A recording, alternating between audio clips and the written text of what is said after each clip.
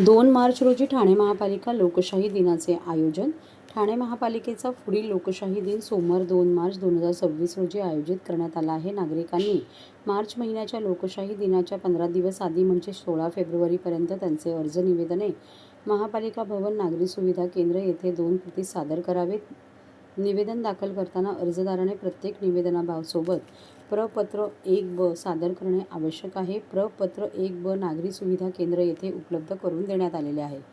महाराष्ट्र शासन सामान्य प्रशासन विभागाकडील परिपत्रक क्रमांक प्रसूधा 1099 CR 239818 अ दिनांक 26 सप्टेंबर 2012 नुसार माहे डिसेंबर 2012 पासून लोकशाही दिनाच्या दिवशी नागरिकांचे निवेदन न स्वीकारता हे निवेदन 2 प्रतीत लोकशाही दिनाच्या 15 दिवस आधी महापालिका कार्यालयात सादर करणे आवश्यक असल्याचे स्पष्ट करण्यात आले आहे.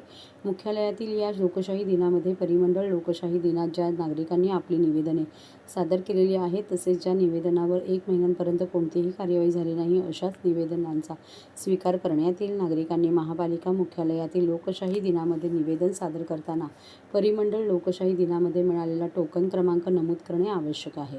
अर्जदाराने एका अर्जात एकच तक्रार सादर करावी. एकापेक्षा जास्त तक्रारी असलेला अर्ज स्वीकारला जाणार नाही. त्याचप्रमाणे आस्थापना विषयक विविध न्यायालयात लोक आयुक्त यांचेकडे प्रलंबित असलेल्या प्रकरणाच्या तक्रारी, माहिती अधिकार कक्षेत येणारी प्रकरणे तसेच राजकीय पक्षाच्या नगरसेवकांच्या संस्थेत लेटरहेडवरील अर्ज अंतिम उत्तर दिलेले आहे किंवा देण्यात येणार आहे अशी प्रकरणे केलेला अर्ज तक्रार वैयक्तिक स्वरूपाची नसेल तर ते अर्ज स्वीकारले जाणार नाही याची नोंद घ्यावी.